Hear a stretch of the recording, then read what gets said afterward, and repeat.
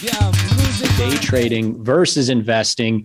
Katie's going to take one side. I'm going to take the other side. And then we're going to debate for the next 10 minutes. No, we're just going to talk about the pros and cons of both and probably get into some more day trading. This is a type of scenario, Katie, correct me if I'm wrong, where like both things can exist and probably both things should exist for you for diversification's sake, where I can have 60%, 70%, even 80% of my portfolio invested in long-term positions. And then maybe I've got, 10, 15% or 20% in, 30, 60-day positions, and then a good chunk in day trading positions. I mean, that's strategic diversification, right?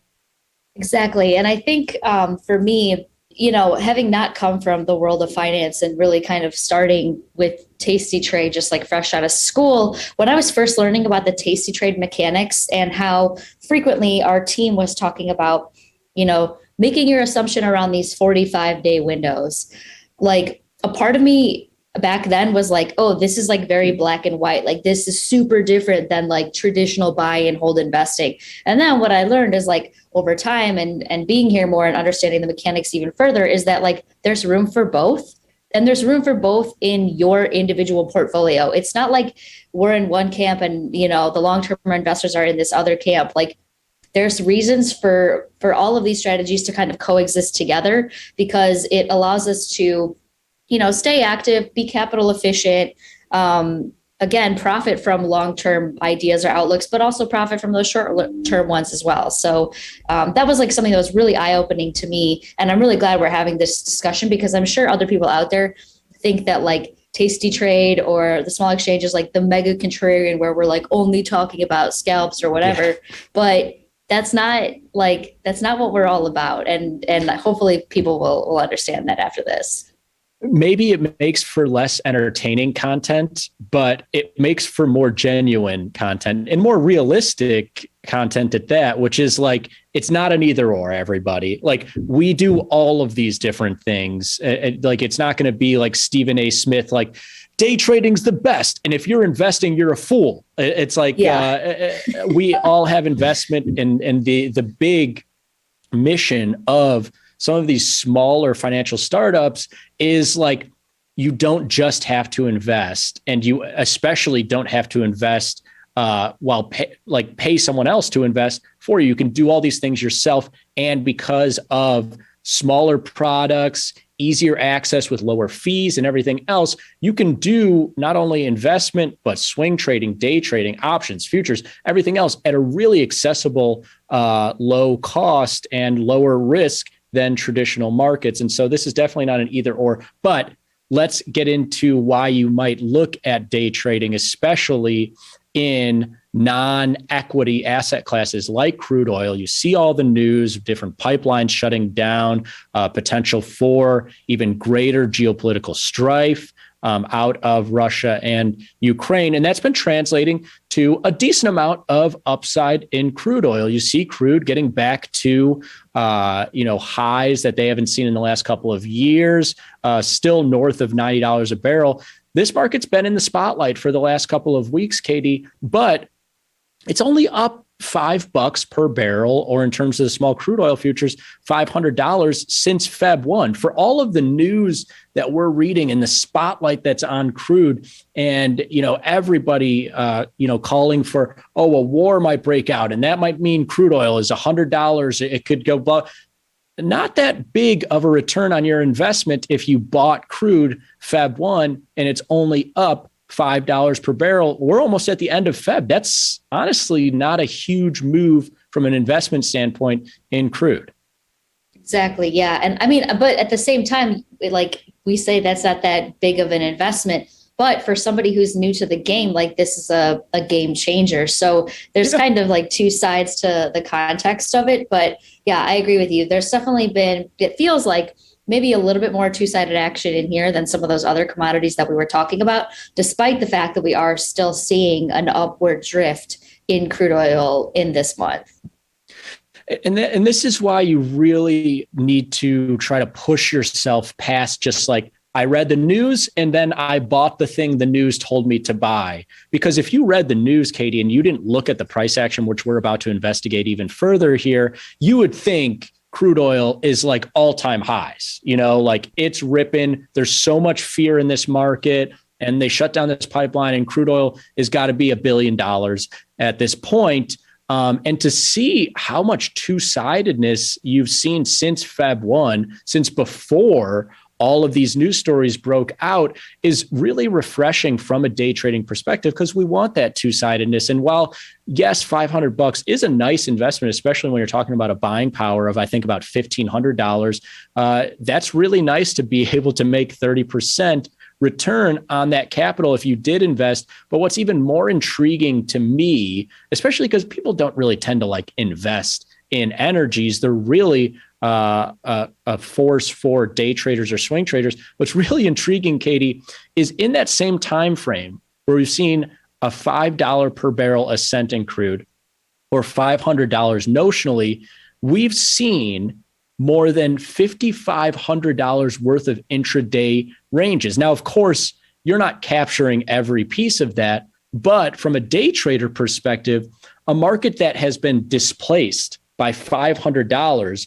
but has covered $5,500 worth of ground, that's really amazing stuff, right?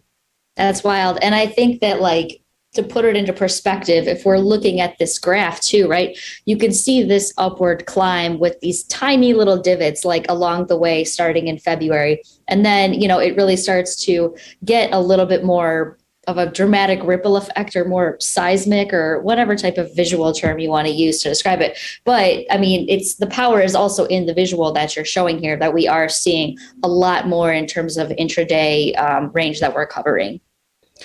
That's why we love extremes, right? Like as traders, or even like investors as well, both sides, like a good extreme is amazing because, one, from an investor standpoint, I can get long or short at historical prices that are kind of no man's land. It's like, oh man, it's rarely up here. I could get short at some of the highest prices in several years for crude.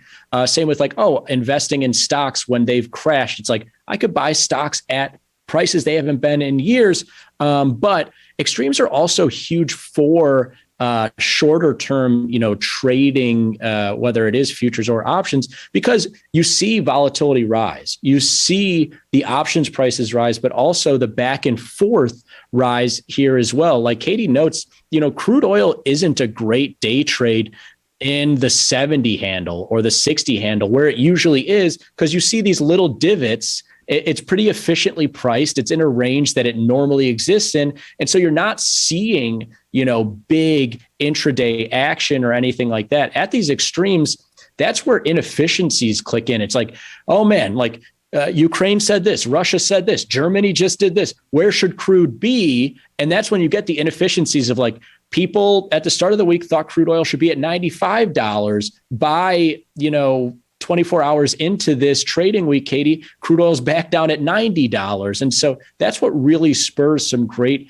day trading activity, is when a market covers a big distance, but then at the end of the day is only displaced a couple $100. And I bring up here yesterday's day trading chart, and that gray line was a net change for crude oil on yesterday's market. And this market opens up more than $2, Katie, comes all the way back. It prints red on the day, right, rallies back another $1 or so. I mean, just in yesterday's action, Katie, you've got your $5 of movement for the last month in crude oil just in a day. And now, of course, you're not selling the highs and buying the lows and getting these profitable trades, 3 profitable trades in one day, but getting 1 or 2 and not having overnight risk, making $100 or $200 versus it being invested in a market for several weeks, having overnight risk every day and making $500.